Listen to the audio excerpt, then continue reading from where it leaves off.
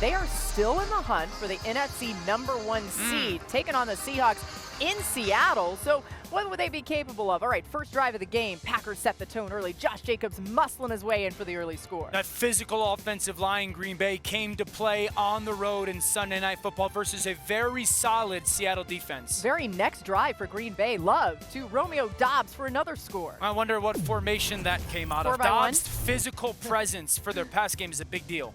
Let's go to the second quarter. The Seahawks down 2 scores, and Geno Smith trying to make something happen. But he's picked by Carrington Valentine, a missed opportunity for Seattle right there close to the end zone. So let's move to the third quarter, and man, Geno's night got worse. Dan, he's been so good, but this Packers defense had him in fits. Yeah, this is a really nice job by the Green Bay defense. They were really prepared for a lot of the things that Seattle has been hot on, and Geno gets hobbled by one of these hits from this defense that all 11 were attacking. All right, so final quarter is where we're going now, and the Packers trying to deliver the knockout blow. Love finding Dobbs again in the back of the end zone. What great touch. What a great catch by Dobbs. Golly, a 30-13 win on the road. And remember, interceptions have been a concern for Jordan Love early this season. We talked about some of the YOLO ball he was playing. He threw 11 in his first 8 games, tied for the most in the NFL through week 11. But in his last 4 games, he's thrown 7 touchdowns against no picks,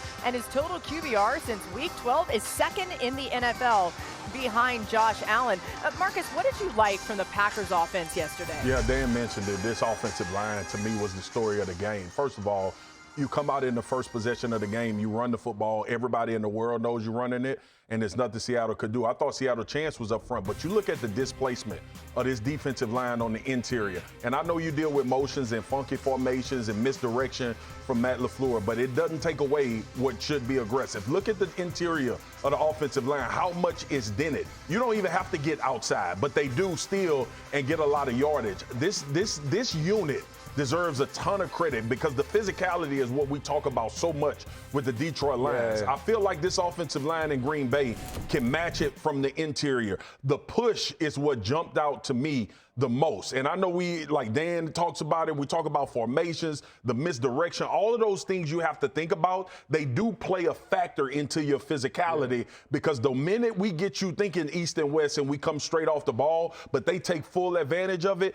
And it was times throughout this game, RC, where those D tackles in the front for the Seattle Seahawks, who are very good, by the way, were displaced 3-4 yards off the line of scrimmage. You know what? I love the fact that Laura started giving us some research on Jordan Love in the past few games, the 7 touchdowns to 0 interceptions, because part of that has been the way that they've utilized Josh Jacobs early. Absolutely. But I also believe they've cleared things up for him by using 4-by-1, Dan. I'm sorry to take your point from earlier, but here you're going to see they have 4 strong with the motion. Now you go backside and you hit Romeo Doubs for the touchdown. Later on in the game, we're going to see the very same thing with Christian Watson. Once you get this motion and at the start of the play, it's 4-by-1 again. And so backside, they understand that they're able to hit the go ball over the top and sort of take some of the decision making out of it for Jordan Love. And I think as long as you can do some of those things with the way that Josh Jacobs is running the football,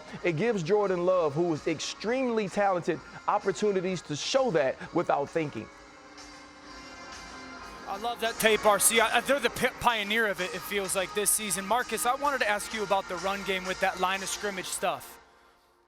Why is it so hard to kind of hold that line of scrimmage when you're getting stretched so much? Like, isn't it inevitable that I'm going to create a seam offensively? What's the challenge for that? 100%, D.O. It makes you soft because you think that you got to get edges of offensive linemen, and then they coming down directly in your chest. Yeah. And what LaFleur does so great is he gives you a zone stretch look, but the play is really designed to hit the interior of the offensive line as well. But it just makes you soft because a lot of times, like y'all know when we played, a power was a power. The guard was going to pull, you were going to get a double team, and you just had to be stout and physical in the middle of the line of scrimmage. That's why we had 330-pound nose tackles, 350-pound guys that were having a tremendous amount of success.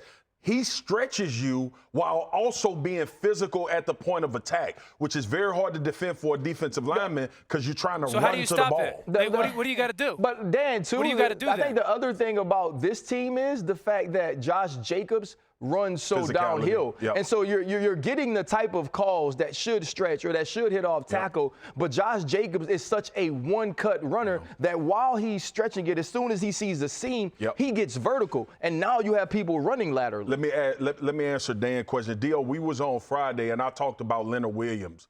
And it was because the only way you stop it is with penetration. He did it twice. You have to jet the football. In these particular offenses like this, you trying to play blocks and be right technically is not going to cause enough chaos in the backfield. And when you got athletic guys, like that's why I thought he could be dominant in this game. You showed misdirection a couple weeks ago, which penetration is what kills misdirection. Doesn't matter who it is. So they got caught, and then they put Leonard Williams mostly at defensive end a lot in this game, which to me took away some of that ability to discombobulate the interior. 3rd and 1 and a 4th down tackle for loss. The Packers are dealing, Adam, with a major injury in their secondary. What do we know about Quay Walker at this point? Laura, we saw Quay Walker, who's playing some of the best football of his career, if not the best, leave last night's game with an ankle injury. Didn't come back. Looks like it could be potentially a sprained ankle that could sideline him a little bit of time. You see him hobbling around.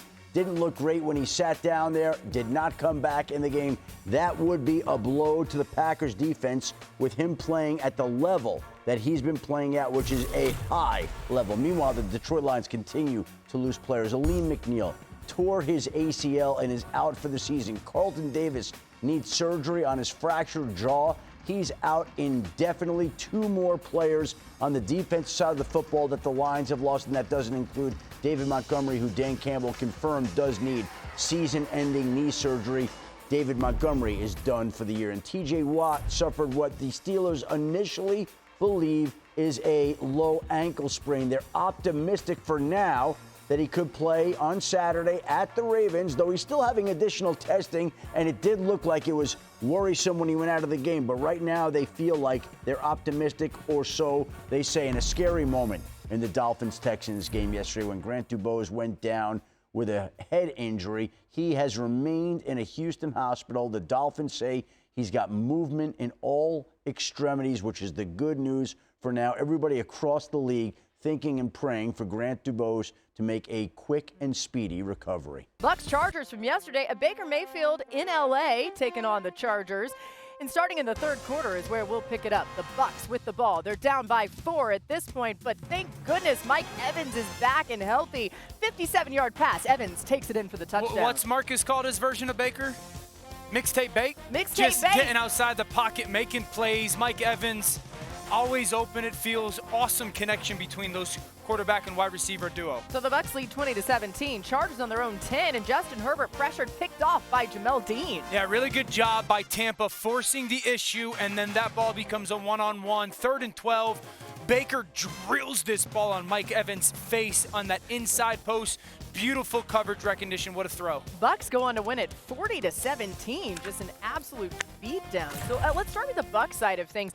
RC, how are they able to take Justin Herbert and throw him off in this game? I'm going to tell you what, Todd Bowles was in his bag in that second half with his pressure packages, whether they were simulated pressures or fire zones. I felt like Justin Herbert was just rushed the entire second half and really didn't have an answer to solve these problems. Here, you're going to see the fire zone call, and Izzian is going to work over to the number 3 on the motion. Now, they attack the pressure. They get to the second level of the offensive line, but look at the coverage. Everyone's locked up. Justin Herbert has to get rid of it. Now, this is one of the best plays to me of all of the game. They're going to bring 2 people, but they're going to drop 2. So it's a simulated pressure, but it's also unorthodox with Izzian playing the middle of the field. Jamel Dean now available at the corner position. That's an upgrade there. Since he's been injured, he gets a huge pick. Now, guys, this is Kalijah Kancey, the defensive tackle. You're going to bring Tyke Smith off of the head of the bunch. Look at him drop, get right to the shoulder of Ladd McConkey. But because Justin Herbert was rushed, he didn't see Joshua Palmer open on the outside. I thought Todd Bowles did an excellent job of dialing up the right play, and the defense executed perfectly. And Marcus, I know you had some issues with Chargers defensive coordinator Jesse Minter's game plan. Why was that? Well, it was a couple of instances right before the half that really pissed me off. It was a 2nd and 5. where he decided that I would rush 4. And then the 3rd and 5 on the Baker long run, you rush 3. And these are the examples of the things where these become critical points. This is the 3rd down play with Baker Mayfield, where you see them drop out into a 3-man rush. I get it. You're trying to play the sticks, get the ball out of his hand, keep him out of field goal range. Understand it. I always believe in pressuring the quarterback to speed him up more than giving them time to do this. Now, conceptually, people will say, well, Swag, it was 3rd and 5. You're trying to get them off the field. But I live in this prism, and it comes from playing for Nick Saban. I live in this prism of if we cut the head off of the snake, nothing else works, right? And when you get in these 3rd and 5 critical down situations and you rush 3, one, you're taking a guy away that could force the quarterback to speed the time up. But on the back end, we know you're playing zone. You got no other defense to play. And Baker realized that, and you could see Derwin James get caught in no man's land of, do I take the wide receiver or do I take Baker Mayfield, who starts to scramble? You give up 21 yards, you get a field goal at the end of the half, which were critical points when you look at how that game played out. Yeah, when you look at the NFC South picture, I mean, credit to these Buccaneers for being right there in the thick of it.